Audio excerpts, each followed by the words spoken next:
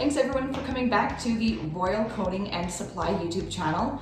I'm super excited that we're going to be learning about what we don't know about epoxy countertops, or what I don't know. I'm joined today by Phil from Royal Coating and Supply, who's going to illuminate the subject for me. So Countertops. Countertops. Love them or hate them, you need them. Yep. So the fun thing about epoxy countertops is it's not like stone, where it's a ridiculous amount of money to replace it.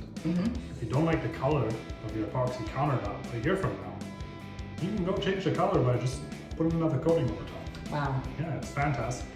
That sounds a lot of fun. It is. It gets a little messy if you don't do it right, but it's fun. Excellent. So do you have a quote for us to kick off the I project think today? we do. Today's quote is "Action is the foundational key to all success," from Pablo Picasso. And I think we can apply that to countertops a little bit, right? If you don't like it, action yourself and just go do it. Nice. It'll be a success after you're done. Or it won't, and then you'll use more action, and then mine might be a success after the fact, but we'll try it out. Only one way to find out. Only one way to find out. Nice. But we also have a fact today, Okay. and who made it popular? When we're talking about epoxy, I hope. It's a German gentleman in the 1930s by the name of P. Shellac. And fun fact about that, his last name was also used for the paint, shellac paint. Oh, wow. He patented epoxides mixed with polymers to produce an industrial adhesive. So epoxy was not really used as a coating then, they used it as fancy glue. Wow. And since then, like, construction materials and projects have been utilizing epoxy adhesives nonstop. And it's true, like airplanes use 2 or 3 part epoxies, comes in tubes, squeeze it out, it's super, super strong. Wow. Right? Pretty sure went up in space. On the space shuttle. Space shuttles, yeah. Wow. And yeah, lots of different applications. Excellent. Mm-hmm. So one question that I have about epoxy, especially with the countertops, is it more expensive than stone? Ooh, no. No. No. So the fun fact about countertops is you could do this on a piece of plywood and make it look like marble, Wow. right? So do you have to have some skill? Is it going to be some trial and error if you want to do it yourself? Yes. However, the cost is minimal. So if we're talking just epoxy, a kit generally, let's make it easy for us. Let's call it $200. Right. Okay. And plywood, what are we talking? 30, 40 bucks, Wow. 50 bucks maybe. And cut it all together, get all your stuff together. A regular countertop around 60 square feet, and a kit can go up to 500. Okay. So you're using the one kit to do your kind of base and art coat. Usually you can get about 2 art coats out of it before it's like totally gone. And yeah, so like we're talking fractions, right? Fractions of a cost. Like I'm not sure what marble goes for nowadays, but it's probably more than $1,000 for a slab of marble on a countertop. Easily. So yeah, absolutely. It's going to be way cheaper than using stone. Excellent. And another question that I have is why would there be bubbles showing in my countertop? Yeah, so that's a tough one. That's the nice thing of using something prefab like stone. It comes to you already perfect. Right. Right? If you're not sure what to do, so with epoxy, when we're pouring it thicker, like we would do on a countertop, Right. what can happen is we could have some bubbles.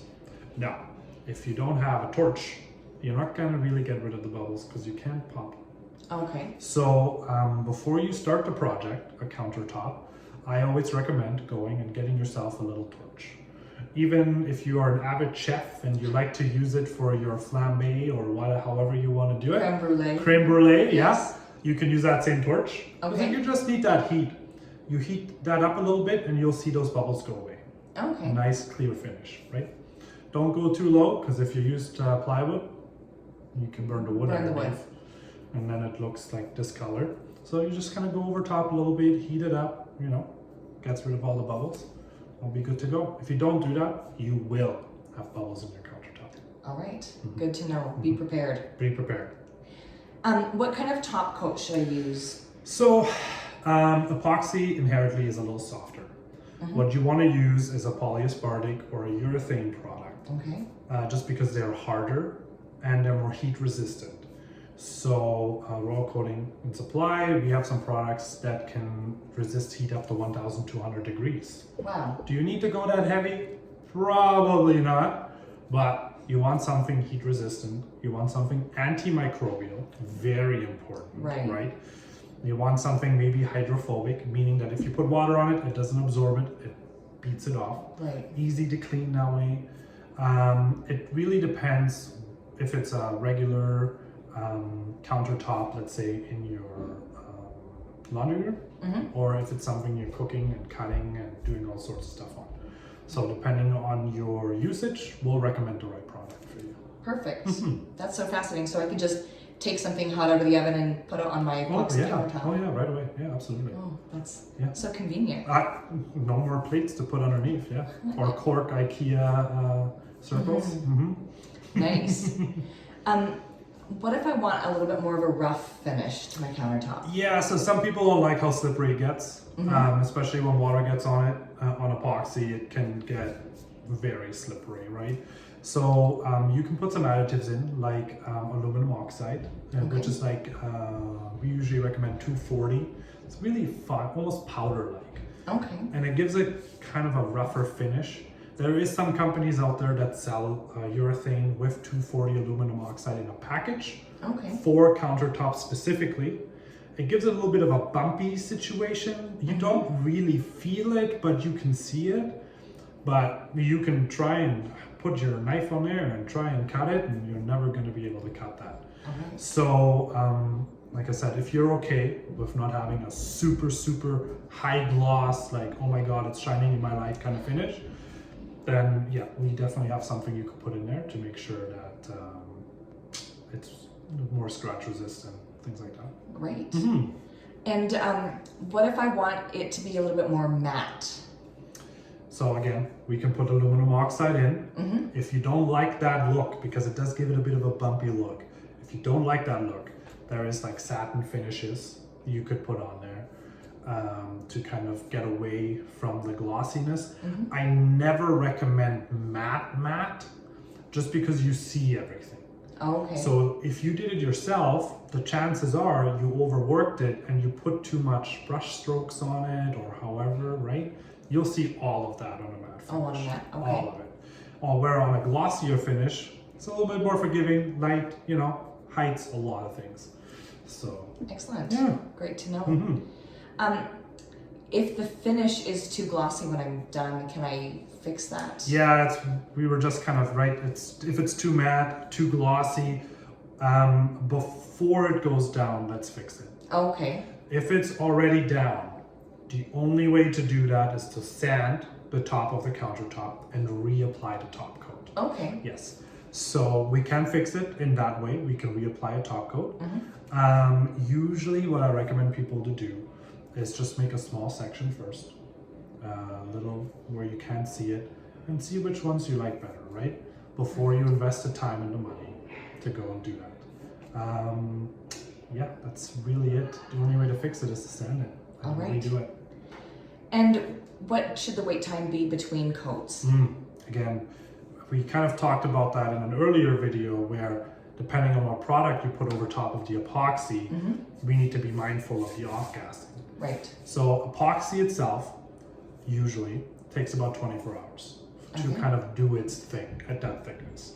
So you want to wait at least a full day. So you have your epoxy down, you're like, oh man, looks like marble, perfect. Wait a day, don't touch it. Reason being is if we are putting something on there before it's full, like cured, the off-gassing is going to make that top coat look not nice at all. You could have a perfect countertop and you just ruined it with that top coat. So give it a day, touch it. If it's still kind of dry, like wet to the touch or a little soft, leave it another day. Wait till it's fully cured, right? And help yourself that way, because yeah, it's a shame when I get a phone call and like, oh, I put it on and now the top coat on looks really bad. I'm like, sand it and redo it. Wow. Right? Only way to fix it. All right, so patience. Patience, big time. Right. What if there's a tacky spot after it's cured? What happened there? It means you didn't mix it right. Yeah, so epoxy is a 2-to-1. So 2 A's, 1 B. Right. We have measuring cups we sell with every purchase. So you have a measuring cup and it says 1, 2, 3, 4, 5, 6. However, right, you put in 2 A's, you got to put 1 B, meaning you got to go to 3. Right. Now, what some people do is they do it the opposite way. They're like, we don't want to listen to Phil or people at Royal Coating. We're going to put the B in first and then the A. Now, if you have, so to explain a little bit about the chemical process here, the A is the resin, the B is the hardener. Okay. A little bit of extra hardener doesn't hurt much. Too much resin is a problem because it won't harden. So if you put the B in first and then you're like, let's just say, oh, maybe a little bit more, you might put too much in. That section will not cure properly. Okay. Because there's too much resin to not enough hardener, right? So if you're like, this is good and this is not good, you have to scrape that up and go again. And let me tell you, on a small countertop, not that big of a deal. But if we're talking 1,000 square foot floor, it's one gooey mess. And there's no way to fix it, just Nope. do it again. You scrape it up on a gooey self it is and go again. All right. What if the surface is uneven? What do we do then? So if the surface is uneven on an epoxy countertop, you probably overworked it, or maybe you didn't work it enough. Like you didn't roll it out to just kind of make it smooth, right? You can sand that area. It really depends on your colors here. So if you did like, let's call it one solid color, you won't really see the fix, especially if you do it right away. If you wait a year and then it happens, you're gonna see a different gray versus the rest. If you do it right away, you're not gonna see a lot on your fix. However, now is the fun part, right?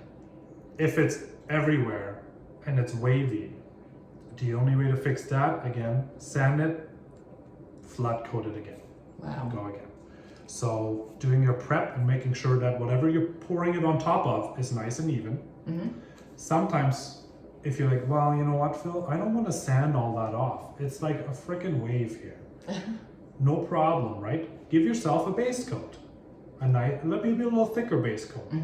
Hide all that first, all that wave, make sure it's nice and straight, and then put your artistic flair on it. Okay. Right? So you can kind of cheat a little bit like that, for sure. But if you're like, it's fine, it's gonna self-level, you're gonna have to put a lot of product on there to make it self-level if it's pretty bad. Pretty wavy. All right. When in doubt, call the experts. That's right, yes. Excellent. And what about the color options? Oh boy, sky's the limit. Really? You can put any color that you can think of, honestly. So the color that we would be using is mica powders. Right. And do we know how many eyeshadow colors there is in the world right now? Infinite. That's mica powder. So we just sell it in bigger containers because an eyeshadow amount is not enough to do a countertop or a floor. So honestly, I've seen them like psychedelic yellow, I've seen it marble, I've seen everything. And you can throw whatever you want in there, right? Wow. Just like doing woodworking. If you want to make it look like a ocean and you want to have little fishies and rocks and all sorts of stuff in there, go for it, right? You want to go put a poster in that countertop and cover it, have fun, Nice. right? I've seen a gentleman, he was really into AC/DC and he collected posters. Right.